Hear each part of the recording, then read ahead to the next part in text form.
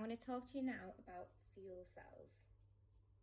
Now, fuel cells can be used as an alternative to what's called a conventional battery.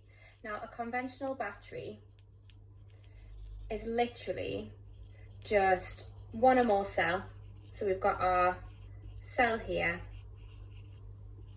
which is connected to something like a bulb, okay?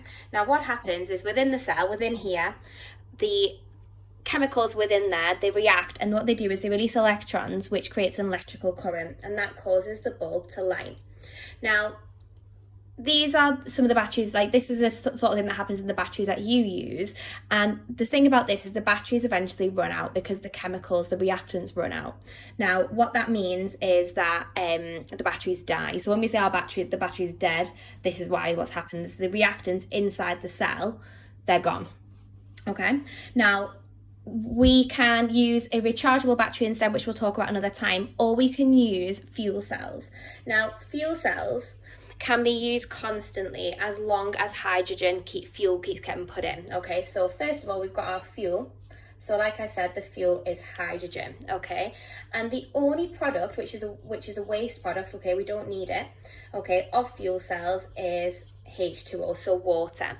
Now this is a good thing because as well as the hydrogen being able to be produced renewably, also because it releases H2O, what this means is it's not releasing any pollutants, so it's not bad for the environment.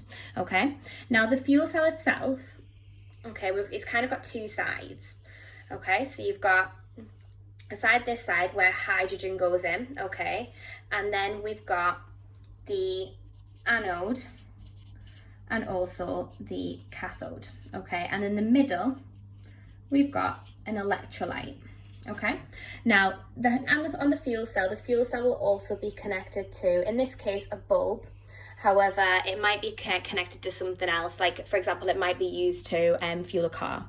Okay, now this side we're going to have hydrogen which goes in, so hydrogen is going to enter, which is the fuel at this side. Okay, now what's going to happen is when it hits the anode, okay, it is oxidized. Now when it is oxidized, it splits into hydrogen ions, okay, and also electrons. Now the electrons will move up through the circuit, the bulb will light up, and then they will carry on down this side, okay, towards the cathode.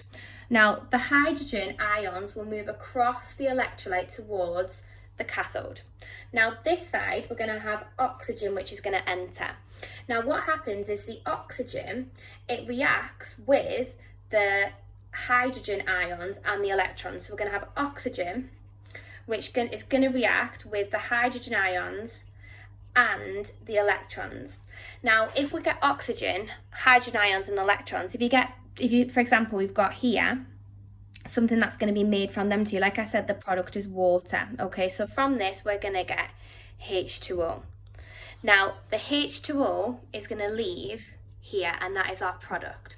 Now, from this, okay, because that's how the fuel cell works, we've got two half equations that you need to learn. So at the anode, we had hydrogen, so we've got H2, okay? Now, I said before that that's split into hydrogen ions and electrons, okay?